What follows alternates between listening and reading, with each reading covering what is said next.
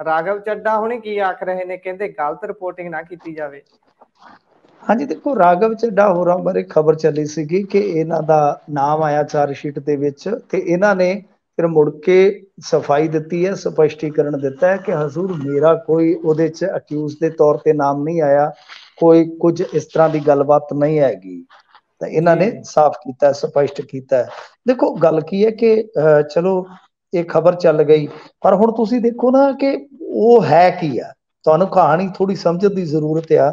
ਕਿ ਜੀ ਜਿਵੇਂ ਮੰਨ ਲਓ ਚਾਰਜਸ਼ੀਟ ਕਿਸੇ ਏਜੰਸੀ ਨੇ ਫਾਈਲ ਕੀਤੀ ਆ, ਫਰਜ਼ ਕਰੋ ਤੁਸੀਂ ਕਿਸੇ ਥਾਂ ਤੇ ਕ੍ਰਿਕਟ ਮੈਚ ਖੇਡਣ ਗਏ ਹੋ, ਕ੍ਰਿਕਟ ਮੈਚ ਜੀ ਖੇਡਣ ਗਏ ਹੋ ਜਦੋਂ, ਤਾਂ ਉੱਥੇ ਲੜਾਈ ਹੋ ਗਈ ਹੈ, ਲੜਾਈ ਜੀ 'ਚ ਉੱਥੇ ਜ਼ਿਕਰ ਆ ਗਿਆ ਕਿ ਗੁਰਪ੍ਰੀਤ ਸਿੰਘ ਵੀ ਉਸ ਮੈਚ ਦੇ ਵਿੱਚ ਖੇਡ ਰਿਹਾ ਸੀਗਾ, ਜੀ ਪਰ ਉਹ ਮੰਨ ਲਓ ਚਾਰਜਸ਼ੀਟ ਦੇ ਵਿੱਚ ਤੁਹਾਡਾ ਨਾਂ ਆਇਆ ਕਿ ਹਾਂ ਫਲਾਣਾ ਵੈਲ ਨੋਨ ਬੰਦਾ ਜਿਹੜਾ ਉਹ ਵੀ ਸੀਗਾ ਉੱਥੇ, ਇਹਦਾ ਮਤਲਬ ਇਹ ਨਹੀਂ ਕਿ ਤੁਸੀਂ ਦੋਸ਼ੀ ਬਣ ਗਏ, ਤੁਹਾਡਾ ਨਾਮ ਆਇਆ। ਪਰ ਹੁਣ ਖਬਰ ਇਸ ਤਰ੍ਹਾਂ ਦੀ ਭੰਬਲ ਭੂਸੇ ਵਾਲੀ ਬਣ ਜਾਂਦੀ ਹੈ ਕਿ ਚਾਰਜਸ਼ੀਟ 'ਚ ਆਇਆ ਨਾਂ, ਹੁਣ ਨਾਂ ਵੀ ਆਇਆ ਪਰ ਇਹ ਸਾਫ਼ ਨਹੀਂ ਹੁੰਦਾ ਕਿ ਨਾਂ ਕਿਵੇਂ ਆਇਆ, ਤੇ ਬਸ ਰਾਘਵ ਚੱਡਾ ਦਾ ਨਾਂ ਆ ਗਿਆ, ਲੋਕਾਂ ਵਾਸਤੇ ਇੰਨਾ ਹੀ ਬਹੁਤ ਹੈ ਬਈ, ਜੀ ਹਾਂ ਜੀ ਜੀ ਠੀਕ ਹੈ ਚਾਰਜਸ਼ੀਟ ਦੇ ਵਿੱਚ ਨਾਂ ਆ ਗਿਆ। ਇਹਨੂੰ ਹੁਣ ਦੂਸਰੇ ਪੱਖ ਤੋਂ ਲਈਏ ਕਿ ਬਈ ਇਦਾਂ ਵੀ ਖਬਰ ਬਣਾਈ ਜਾ ਸਕਦੀ ਹੈ, ਕਿਉਂਕਿ ਅਸੀਂ ਖੁਦ ਪ੍ਰਿੰਟ ਮੀਡੀਆ 'ਚ ਕੰਮ ਕੀਤਾ ਲੰਬਾ ਸਮਾਂ, ਤਾਂ ਉੱਥੇ ਜੀ ਜਦੋਂ ਇਸ ਤਰ੍ਹਾਂ ਦਾ ਟਾਈਟਲ ਹੁੰਦਾ ਤੇ ਇਹੀ ਕਿਹਾ ਜਾਂਦਾ ਹੈ ਕਿ ਕੋਈ ਵੀ ਦੋ ਅਰਥਾਂ ਵਾਲਾ ਟਾਈਟਲ ਦੇਣ ਤੋਂ ਬਚੋ, ਜੀ ਮਤਲਬ ਕਿ ਤੁਹਾਡਾ ਟਾਈਟਲ ਸਪਸ਼ਟ ਹੋਣਾ ਚਾਹੀਦਾ, ਖਬਰ ਨੂੰ ਉਹ ਡਿਫਾਈਨ ਕਰਦਾ ਹੋਵੇ, ਜੀ ਪਰਿਭਾਸ਼ਿਤ ਕਰਦਾ ਹੋਵੇ, ਖਬਰ ਨਾਲ ਜੁੜਿਆ ਹੋਵੇ। ਤਾਂ ਗੱਲ ਇਹ ਹੈ ਕਿ ਹੁਣ ਇਹ ਕਿਤੇ ਨਾ ਕਿਤੇ ਕਹਿ ਲਓ ਥੋੜਾ ਫਰਕ ਰਹਿ ਗਿਆ। ਮੈਂ ਇੱਕ ਨੈਸ਼ਨਲ ਨਿਊਜ਼ਪੇਪਰ ਦੀ ਵੈਬਸਾਈਟ ਪੜ੍ਹ ਰਿਹਾ ਸੀਗਾ, ਉਹਦੇ 'ਚ ਉਹਨਾਂ ਨੇ ਕਿਹਾ ਕਿ ਚਾਰਜਸ਼ੀਟ ਦੇ ਅਨੁਸਾਰ ਸੀ ਅਰਵਿੰਦ ਨੇ ਆਪਣੇ ਬਿਆਨ ਦੇ ਵਿੱਚ ਕਿਹਾ ਕਿ ਡਿਪਟੀ ਸੀਐਮ ਮਨੀਸ਼ ਸਿਸੋਦੀਆ ਦੀ ਰਿਹਾਇਸ਼ ਤੇ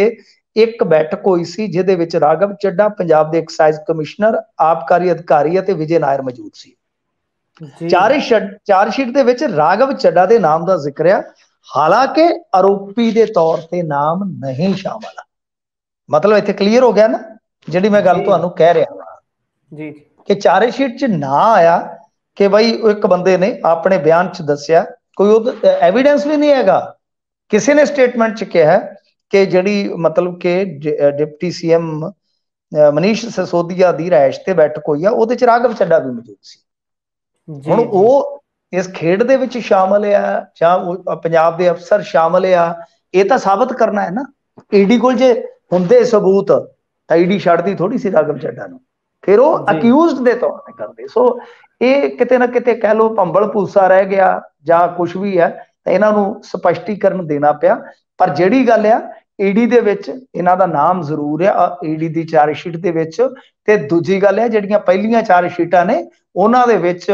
ਪੰਜਾਬ ਦਾ ਕਨੈਕਸ਼ਨ ਵੀ ਦੱਸਿਆ ਗਿਆ ਕਿ ਕਿਸ ਤਰ੍ਹਾਂ ਇੱਕ ਬੰਦੇ ਤੋਂ L1 ਲਾਇਸੈਂਸ ਸਰੈਂਡਰ ਕਰਾਉਣਾ ਸੀ ਦਿੱਲੀ 'ਚ, ਤੇ ਉਹਦੀ ਇੱਥੇ ਜਿਹੜੀ ਫੈਕਟਰੀ ਸੀ ਸ਼ਰਾਬ ਦੀ, ਉਹ 20 ਦਿਨ ਬੰਦ ਰੱਖੀ ਗਈ ਤੇ ਉਹਦੀਆਂ ਹੋ ਗਈਆਂ ਤਸੱਲੀਆਂ, ਤੇ ਫਿਰ ਉਹਨੇ ਜਾ ਕੇ ਦਿੱਲੀ 'ਚ ਸਰੈਂਡਰ ਕੀਤਾ ਸੀਗਾ ਆਪਣਾ L1। ਉਹ ਵੀ ਜ਼ਿਕਰ ਹੈਗਾ, ਚੱਡਾ ਸਾਹਿਬ ਉਹ ਵੀ ਦੱਸ ਦਿੰਦੇ ਤੇ ਬਿਹਤਰ ਸੀਗਾ। ਚਲੋ ਕੋਈ ਗੱਲ ਨਹੀਂ, ਮੈਂ ਦੱਸ ਦਿੱਤਾ, ਇਹਨਾਂ ਨੂੰ ਤਕਲੀਫ ਦੇਣ ਦੀ ਕੋਈ ਜ਼ਰੂਰਤ ਹੀ ਨਹੀਂ ਹੈ।